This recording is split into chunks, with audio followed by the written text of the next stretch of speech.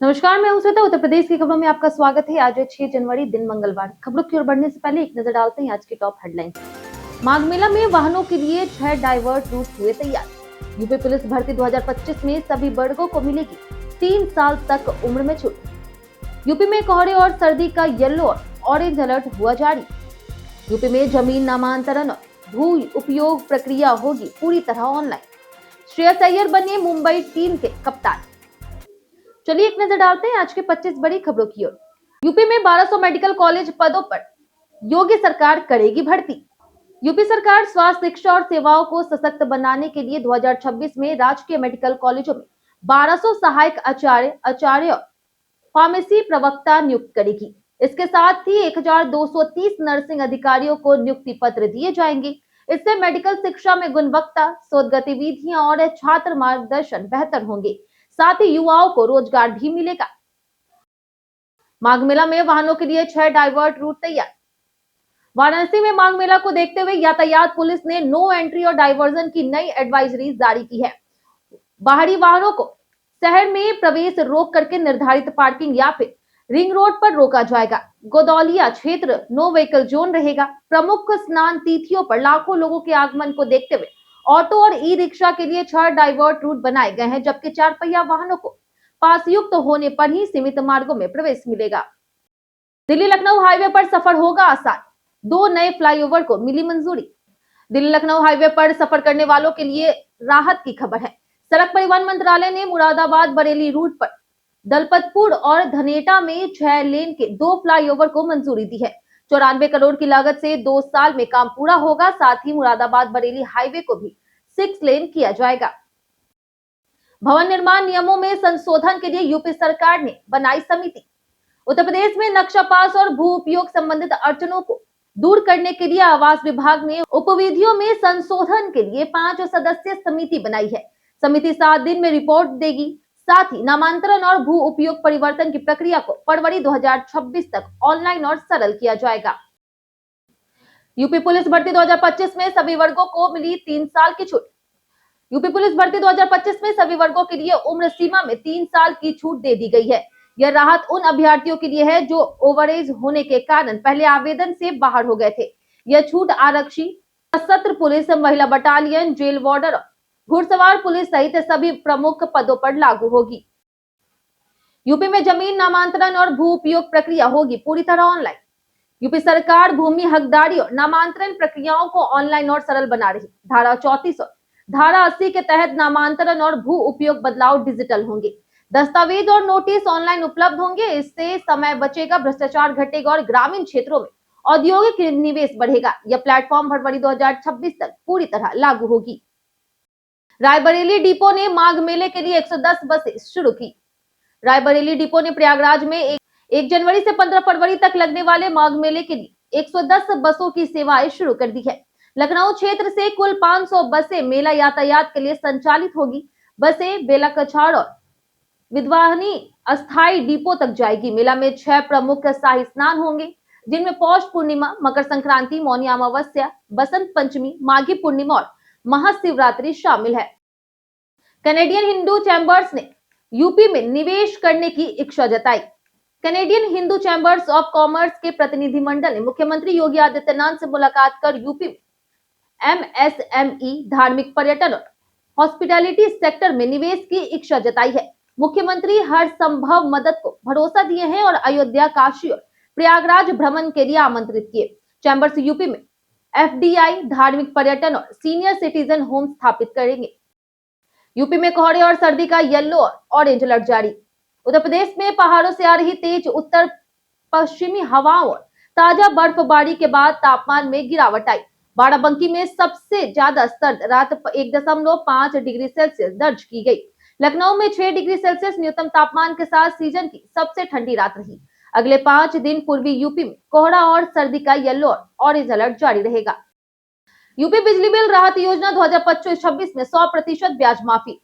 उत्तर प्रदेश में बिजली उपभोक्ताओं के लिए राहत की बड़ी योजना 2025-26 शुरू हो गई है। यूपी पावर कॉर्पोरेशन ने 2 किलोवाट तक घरेलू और 1 किलोवाट तक दुकानदार उपभोक्ताओं के लिए 100% ब्याज माफी और मूलधन में 20% तक की छूट का ऐलान किया। रजिस्ट्रेशन 4 जनवरी से 31 जनवरी तक ऑनलाइन या कार्यालय से हो सकेगा। मेरठ मुजफ्फरनगर हाईवे पर 20 अंडरपास और एलिवेटेड रोड का होगा निर्माण। पश्चिमी यूपी में सफर आसान बनाने के लिए प्रमुख इंफ्रास्ट्रक्चर परियोजनाओं को मंजूरी मिल गई है। मेरठ मुजफ्फरपुर नगर NH 58 को 6 लेन बनाने का काम इस साल शुरू होगा, जिसमें 20 अंडरपास, एलिवेटेड रोड और सर्विस रोड शामिल है। मुरादाबाद बरेली हाईवे पर 2 6 लेन फ्लाईओवर बनाए जाएंगे। दोनों परियोजनाओं से जाम और सड़क हादसों में राहत मिलेगी। 58 गांव के 12,200 हेक्टेयर में नया अर्बन सेंटर विकसित होगा। यमुना एक्सप्रेसवे प्राधिकरण ने न्यू आगरा के विकास को तेज कर दिया। 58 गांव में 12,200 हेक्टेयर पर नया अर्बन सेंटर विकसित होगा, जिसमें 14.6 लाख लोग बसेंगे। मास्टर प्लान का परीक्षण school of planning and architecture से कराया जा रहा। पर्यटन, उद्योग, IT और प्रदूषण मुक्त व्यापार पर विशेष ध्यान दिया जाएगा। होली पर यूपी से बिहार जाने वाले ट्रेनों में कंफर्म टिकट खत्म। होली के लिए यूपी से बिहार और पूर्वांचल जाने वाली ट्रेनों में कंफर्म टिकट तुरंत भर गए हैं। मुरादाबाद रूट की अधिकांश प्रमुख ट्रेनें फुल और लंबी वेटिंग सूची में है। विशेषकर सप्त क्रांति एक्सप्रेस में फर्स्ट AC से लेकर के सभी श्रेणियों में रिग्रेड की स्थिति है। उत्तर रेलवे जल्द ही होली स्पेशल ट्रेनों की घोषणा करेगी। गोरखपुर वेटलैंड में दिसंबर की ठंड में विदेशी पक्षियों की हुई बढ़ोतरी। दिसंबर की ठंड में गोरखपुर के रामगढ़ झील और चिड़ियाघर वेटलैंड में विदेशी और स्थानीय प्रवासी पक्षियों की संख्या बढ़ गई है। लेजर विस्लिंग डक और ब्लैक विंग स्टिल्ड सहित कई पक्षी ठिकाना बनाए हैं। हालांकि साइबेरियन, अमेरिकन और ऑस्ट्रेलियाई पक्षी अभी नहीं आए हैं। वहीं संत कबीर नगर और कुशीनगर के तालों में विदेशी पक्षियों की संख्या 4 से 5 हजार तक पहुंच गई है। कोलकाता से वाराणसी जा रहा गंगा विलास क्रूज पटना से लौटा। कोलकाता से वाराणसी के लिए निकला लग्जरी गंगा विलास क्रूज पटना से ही लौट गया। गंगा में कई स्थानों पर जलस्तर कम होने के कारण आगे की यात्रा संभव नहीं हो सकी। क्रूज में सवार 30 विदेशी पर्यटकों को सड़क मार्ग में वाराणसी लाया गया। जलयान में 18 स्वीट और 5 सितारा सुविधाएं हैं, लेकिन ब्रीजिंग का काम अब तक अधूरा है। गोरखपुर में रेबीज मरीजों के लिए मुफ्त इम्यूनोग्लोबिन उपलब्ध। गोरखपुर में कुत्ते या फिर जानवरों को काटने से रेबीज के गंभीर मरीजों को राहत मिलने वाली है। हाईकोर्ट के निर्देश पर स्वास्थ्य विभाग ने एंटी रेबीज इम्यूनोग्लोबिन इंजेक्शन खरीदने की प्रक्रिया तेज कर दी है। CMO कार्यालय में 1000 और BRD मेडिकल कॉलेज में 500 डोज खरीदेगा। इससे मरीजों को सरकारी अस्पतालों में मुफ्त इलाज मिलेगा और गंभीर मामलों में जान बच सकेगी।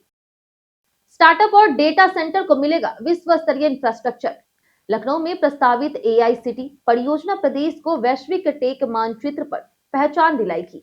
60% क्षेत्र में AI रिसर्च, टेक पार्क और इनोवेशन सेंटर, जबकि 40% में आवासीय और व्यावसायिक सुविधाएं विकसित होगी। PPP मॉडल पर विकसित यह tech hub startup, data centre और ग्लोबल कंपनियों को विश्व स्तरीय इंफ्रास्ट्रक्चर प्रदान करेगा। प्रियंका गांधी के जन्मदिन से प्रदेश भर में शुरू होगी चुनावी तैयारी। कांग्रेस पार्टी उत्तर प्रदेश में 2027 विधानसभा चुनाव से पहले बड़ा अभियान शुरू करने जा रहा। प्रियंका गांधी के जन्मदिन 12 जनवरी से परिवर्तन प्रतिज्ञा अभियान पूरे साल चलेगा, जिसमें यूनिवर्सिटी, कॉलेज और बूथ स्तर तक युवाओं और पिछड़े वर्ग को बीजेपी की नीतियों से अवगत कराया जाएगा। अगले साल 12 जनवरी 2027 को बड़ी रैली भी होगी। यमुना एक्सप्रेसवे पर गति सीमा उल्लंघन 150% तक बढ़ा। यमुना एक्सप्रेसवे पर गति सीमा उल्लंघन करने वाले वाहन चालकों की संख्या 2025 में करीब 61% बढ़कर रोजाना लगभग 2916 हो गई है। मथुरा क्षेत्र में उल्लंघन सबसे ज्यादा 150% तक बढ़ा। वहीं एक्सप्रेसवे पर 562 से अधिक हादसे हुए, 113 लोगों की मौत हुई। प्रशासन ने ई-चालान और सॉफ्टवेयर निगरानी से कार्रवाई तेज की है। यूपी पर्यटन में आज बात होगी इस्कॉन मंदिर की। मुख्य और प्रसिद्ध इस्कॉन मंदिरों में से एक है। यह भव्य सफेद संगमरमर की वास्तुकला भगवान कृष्ण बलराम को समर्पित होने के लिए जाना जाता है। मंदिर न केवल स्थानीय बल्कि विश्व भर के भक्तों के लिए एक प्रमुख आध्यात्मिक और सांस्कृतिक केंद्र के रूप में महत्वपूर्ण है। श्रेयस अय्यर बने मुंबई टीम के कप्तान। भारतीय बल्लेबाज श्रेयस अय्यर को शार्दुल ठाकुर की चोट के कारण मुंबई की कप्तानी सौंपी गई है। अय्यर लंबे समय तक चोट के बाद वापसी कर रहे हैं। वह हिमाचल और पंजाब के खिलाफ विजय हजारे ट्रॉफी के ग्रुप C मैचों में टीम की अगुवाई करेंगे। अय्यर की राष्ट्रीय टीम ने न्यूजीलैंड के खिलाफ वनडे सीरीज में उपलब्धता फिटनेस पर निर्भर करेगी। यूपी में नशीली दवा ठोक लाइसेंस प्रक्रिया में नई नियमावली लागू।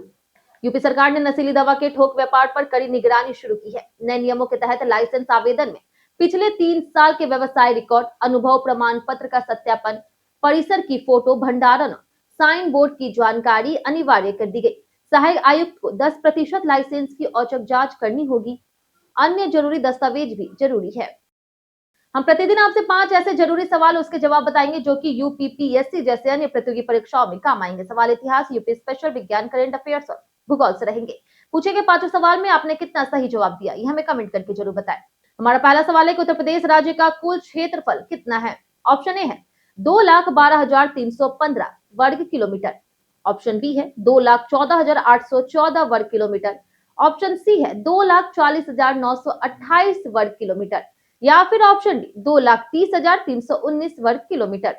इसका सही जवाब है ऑप्शन सी 2,40,928 वर्ग किलोमीटर। हमारा दूसरा सवाल है कि आनंद भवन किस नगर में स्थित है। ऑप्शन ए है लखनऊ, ऑप्शन बी है आगरा, ऑप्शन सी है इलाहाबाद, ऑप्शन डी है वाराणसी। इसका सही जवाब है ऑप्शन डी वाराणसी।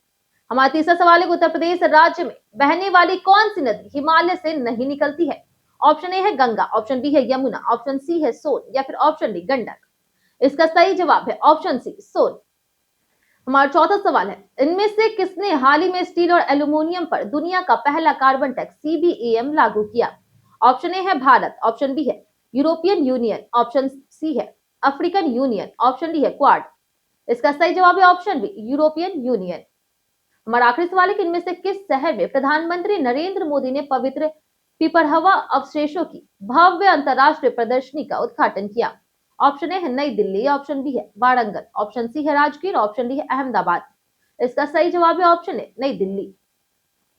बीते दिन बहुत से लोगों ने हमारे वीडियो को लाइक और कमेंट किया था। जिन्होंने हमारे वीडियो को लाइक और कमेंट किया है उनके नाम है तेज सिंह, अजय आर्या, मीरा श्रीवास्तव, नरसी प्रजापति, ब्रिजेश तिवारी, विनोद तिवारी, कृष्णा कुमार और धीरज कुमार।